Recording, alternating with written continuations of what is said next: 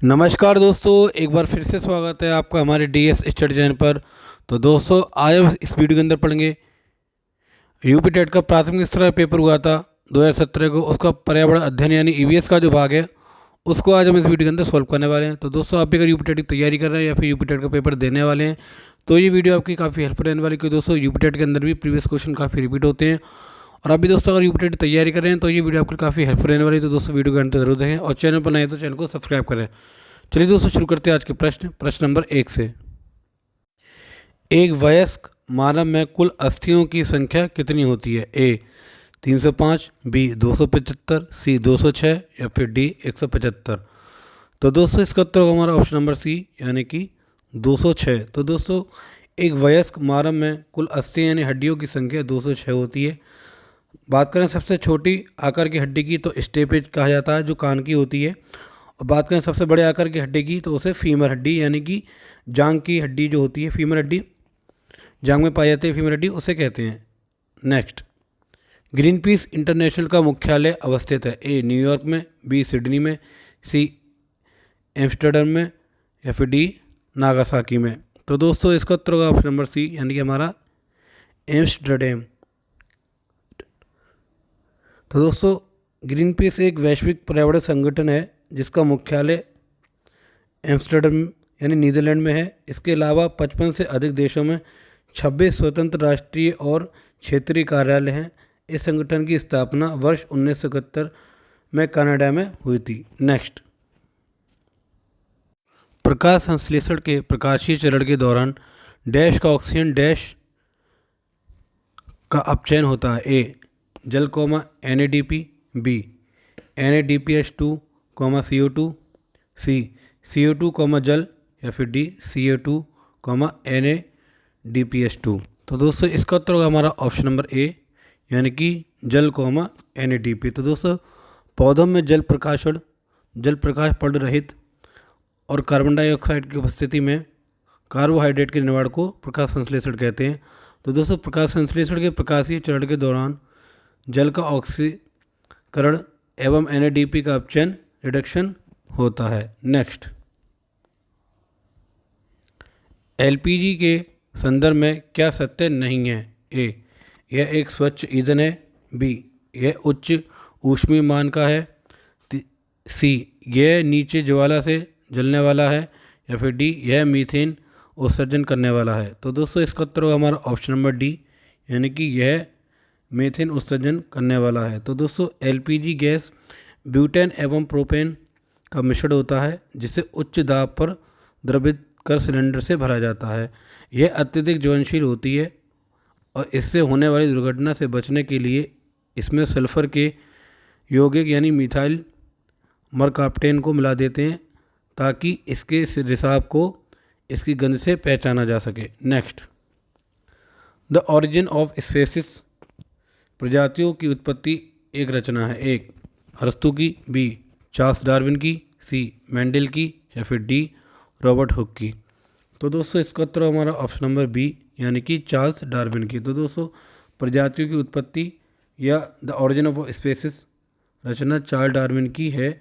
जैव विकास के संबंध में डार्विनवाद सर्वाधिक प्रसिद्ध है। नेक्स्ट, मकर रेखा है? ए 23.5 डिग्री अक्षांश, बी 23.5 डिग्री नॉर्थ अक्षांश, सी 23.5 डिग्री साउथ अक्षांश या फिर डी 23.5 डिग्री दक्षांश।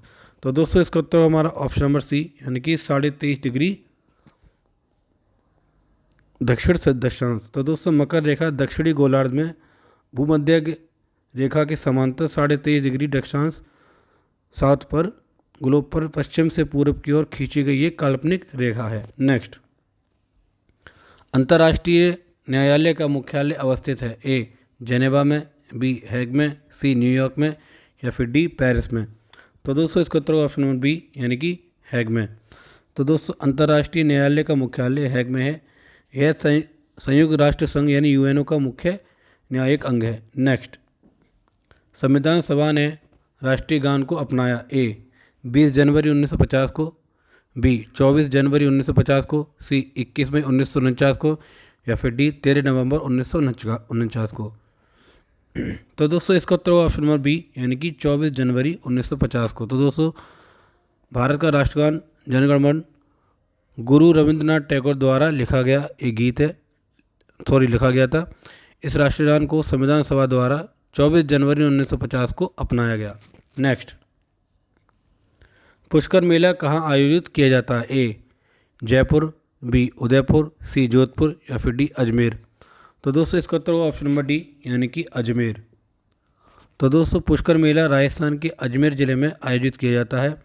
पुष्कर में ही ब्रह्मा जी का एकमात्र मंदिर अवस्थित है। नेक्स्ट, निम्नलिखित पराबैंगनी किरणों में से कौन सा अधिक हानिकारक है? ए यूवीए, बी यूवीबी, सी यूवीसी या फिर डी उपयुक्त में से कोई नहीं। तो दोस्तों इसका उत्तर हमारा ऑप्शन नंबर सी, यानी कि यूवीसी।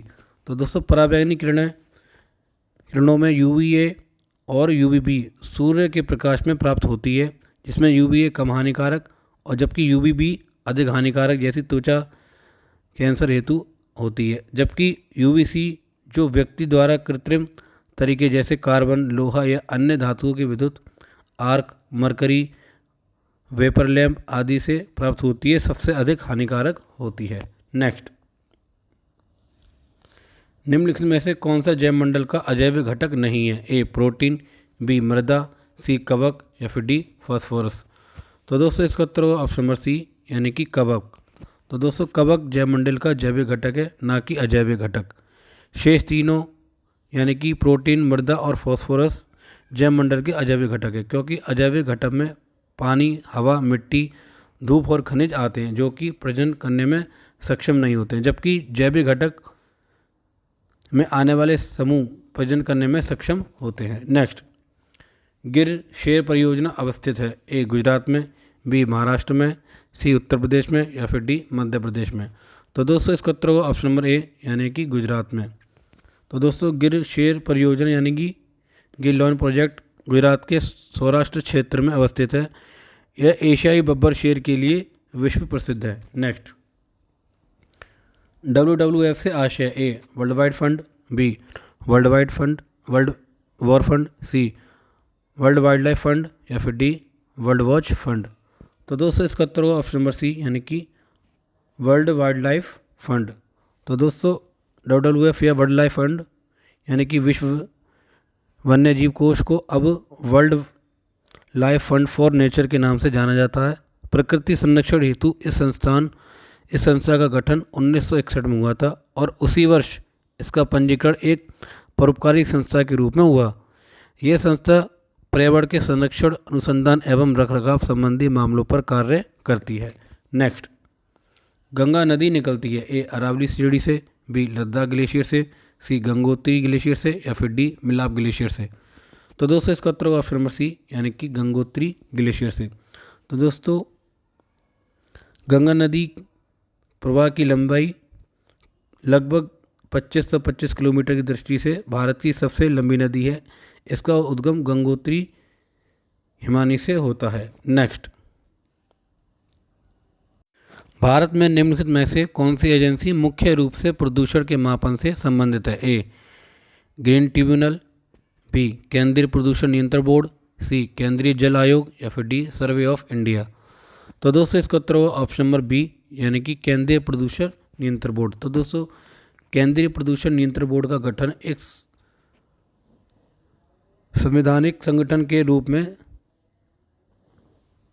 सांविधिक संगठन के रूप में जल प्रदूषण निवारण और एवं नियंत्रण अधिनियम 1974 के अंतर्गत सितंबर 1974 में किया गया था। इसके पश्चात केंद्रीय प्रदूषण नियंत्रण बोर्ड को वायु या प्रदूषण निवारण एवं नियंत्रण अधिनियम 1981 के अंतर्गत शक्ति एवं व कार्य सौंपे गए हैं। नेक्स्ट,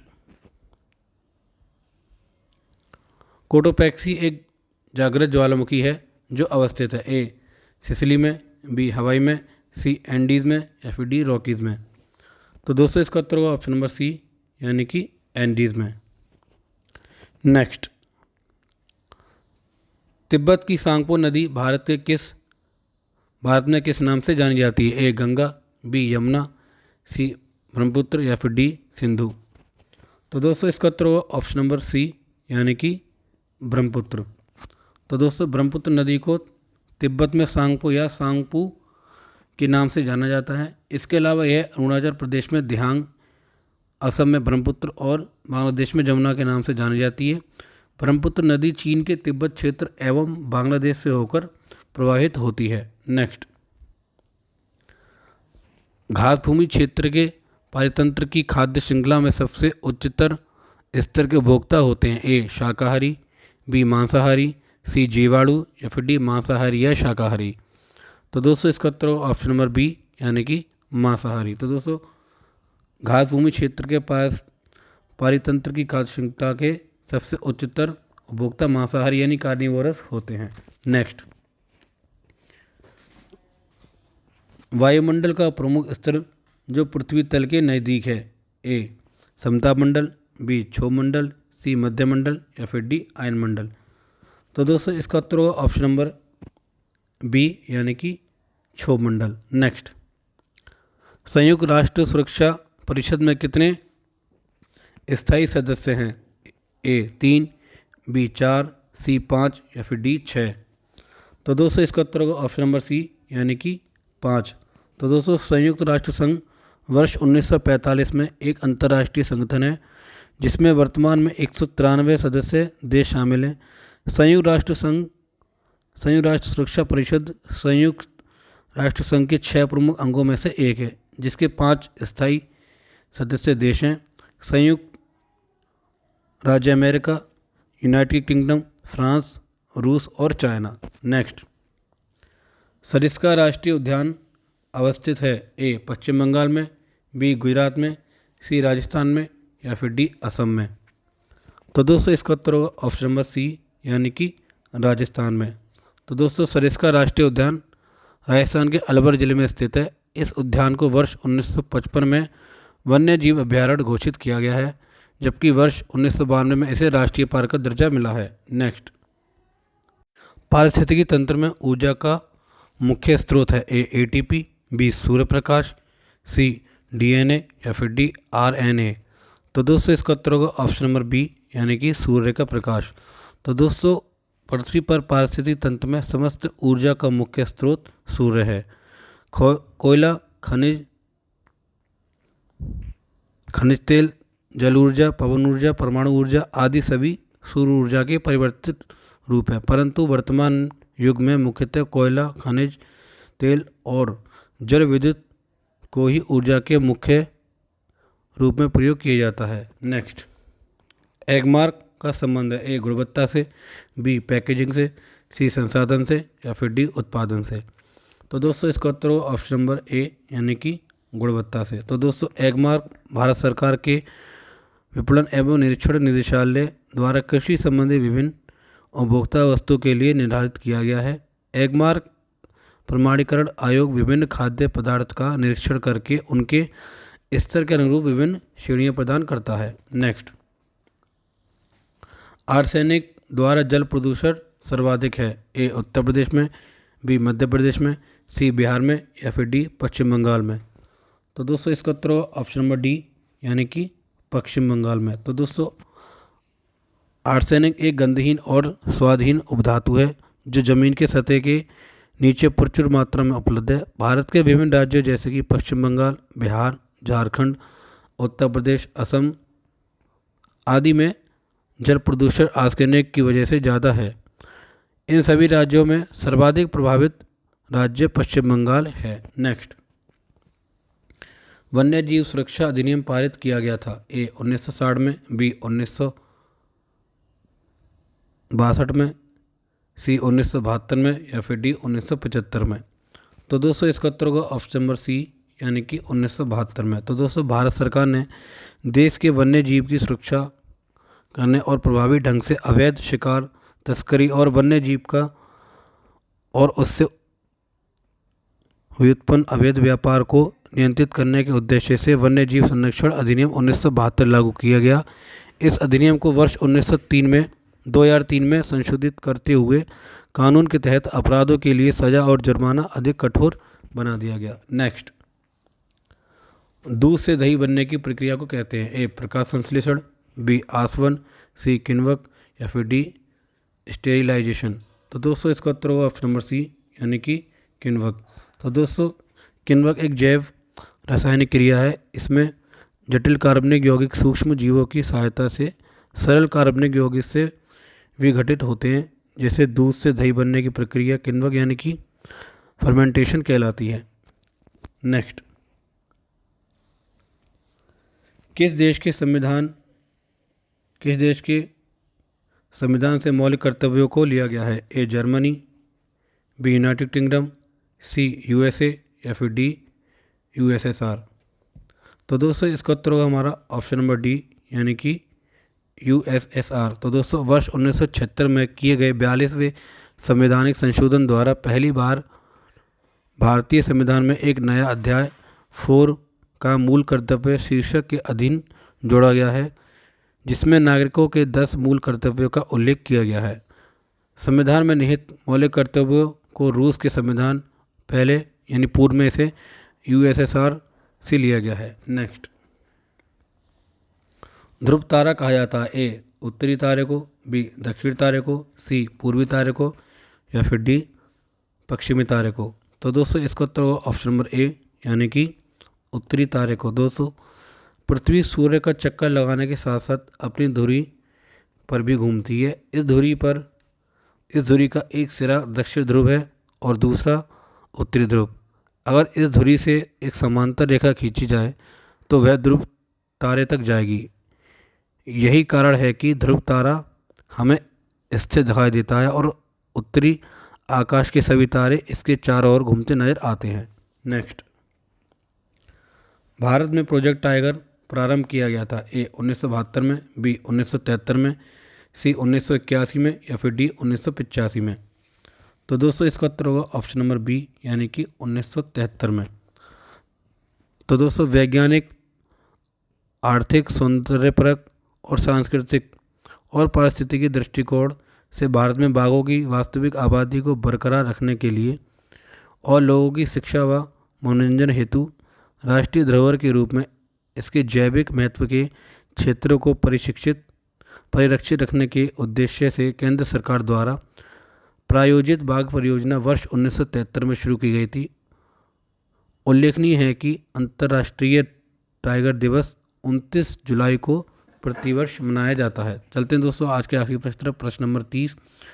फूलों की घाटी अवस्थित है? ए जम्मू कश्मीर में, बी हिमाचल प्रदेश में, सी सिक्किम में या फिर डी उत्तराखंड में।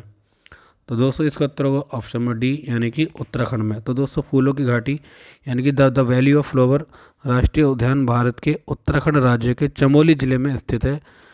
प्रमुख राष्ट्रीय उद्यान है। इसे वर्ष 1982 में राष्ट्रीय पार्क का दर्जा प्रदान किया गया। इस उद्यान को विश्व धरोहर की श्रेणी में शामिल किया गया है। तो दोस्तों मैं आशा करता हूँ आपको ये वीडियो अच्छी लगी होगी, और दोस्तों आपको ये वीडियो अच्छी लगी तो वीडियो को लाइक करें और वीडियो को ज़्यादा शेयर करें, और चैनल पर नए तो चैनल को सब्सक्राइब करें। मिलते हैं हम दोस्तों अपनी अगली वीडियो में, तब तक के लिए थैंक्स फॉर वॉचिंग। जय हिंद।